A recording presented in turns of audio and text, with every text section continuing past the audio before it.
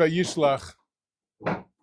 You know, every time it seems like we can rest for a moment and like take a deep breath, and then something happens again. Every time in the last 5 weeks that we tried to relax a little, another incident reminded us. Like, no, there's still stuff going on. We can't just relax and take it easy. I was thinking when I was going through the Parsha, like Yaakov is living this. He's leaving the frying pan and going into the fire. He leaves the house of Lavan, and now he's encountering Esav.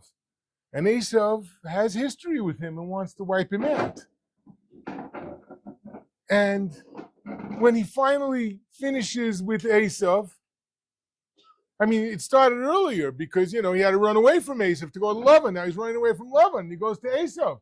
And then Esav is trying to hook up and connect with him and be together with him. And he runs away from him and he goes to Sukkot. And then his daughter, a man's worst nightmare in the world, is abducted and assaulted and molested. And he's going through all of this. And then finally, when they move past that, and then the next parasha, and then Yosef, and it just doesn't stop. And I was trying to find some kind of comfort, and it's hard. Even now, these things are going on. Yaakov Avinu is preparing for the war. He's afraid that he's going to kill, and he's afraid that he's going to be killed. He doesn't want to be a killer. He certainly doesn't want to be killed. And then, even Esav has mixed feelings about this event. On the one hand, he sees him and he has his mercy. On the other hand, the Medrash says he tries to bite him and kill him. And now suddenly they're friends again and he wants to be with Yaakov. And Yaakov doesn't want, and Yaakov is suffering right now. And the Pasuk tells us he's scared, very scared. Vayira Yaakov me'od. He was very frightened. Vayetzer lo. Vayachetz his arm. You know what he had to do? He divided his family into two groups because he said, well, if one of them is going to get wiped out, at least someone will continue. These are scary times that he's going through, and there's like a certain Maisa Ovo Simin Labanim, there's a certain, the seeds that were planted back then as they grow in our times, and people who have to make these horrible choices with their families and with their... Anyway, one thought, Katonti, Yaakov Avinu says, Katonti, I have been made small, Mikol HaChasodim uMikol HaEmes. I'm small now from all the chesed that you did for me and all the truth that you did for me. For me, your servant. I started out, I just had this stick and I crossed the Yarden, and now I have this massive, beautiful family, this great wealth, all of this blessing, all of these things. I'm scared. Hatzileni no, please save me. Miad Achi, Miad Esav, from the hand of my brother, from the hand of Esav. Ki yorei anochi oisai. I am frightened of him. Pen yovoi vihikani. Maybe he's going to come and he's going to strike me. Eim albanim, mother and children. I'm worried they're going to wipe us all out. Gentlemen, like we saw this happening just very recently. And Yaakov is terrified. And he's making the hardest decision a parent can make, like separate the kids because somebody has to survive. Hashem, you said you're going to be good to me. And you're going to give me many children, like the sand of the sea that can't be counted.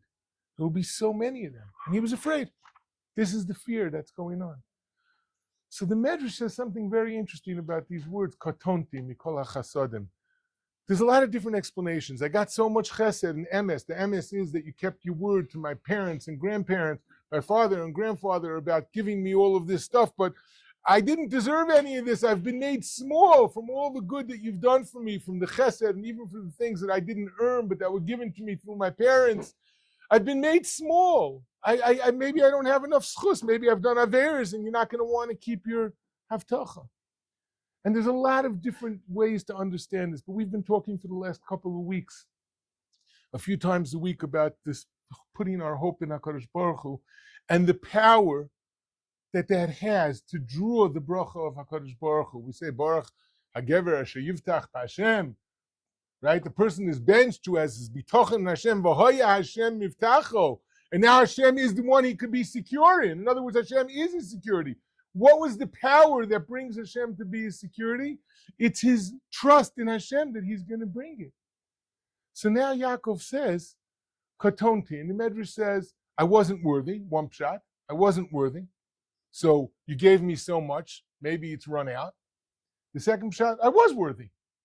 I was worthy. I got what I deserved. I earned it. Yaakov Avinu was a big tzaddik. I earned it. He said, so now I'm small. You know what happens when I think I earned something? I start feeling entitled. I start feeling like hey, I must be pretty important. I earned this. I'm a pretty powerful guy. Sfas Emes says, yeah, Yaakov's afraid of that. He said, you know what I'm afraid of now?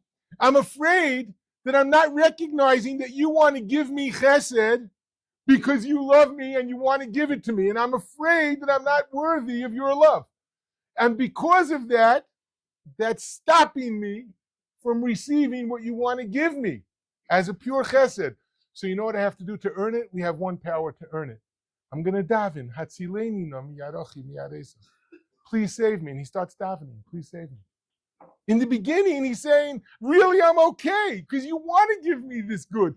And I just wish I could just say, Hashem, I know you love me so much that you want to give it to me, but I'm afraid that my fear is getting in the way of that, and I can't even feel that about myself, and I can't even feel that you love me that way. So now I'm just going to pray, Hashem, please save me. Gentlemen, we're living out all of this history. It's happening all around us. This is our time. Hatzilenina. Not just miyad Esav, miyad Yishmael, but Hatzilenina. We need to daven. We should see how all the terrible things that happened to Yaakov, each one of them ended up turning into something good. From Yosef being sold to him saving the family, to Dinah being taken, and then her daughter from this terrible incident ultimately marrying Yosef, according to the Medrash. How all of the terrible things that happened somehow turned into something that resulted in the Gula of Klal Yisrael. We need to try to keep focusing on that, try to keep seeing that, try to keep davening for that. Have a beautiful Shabbos.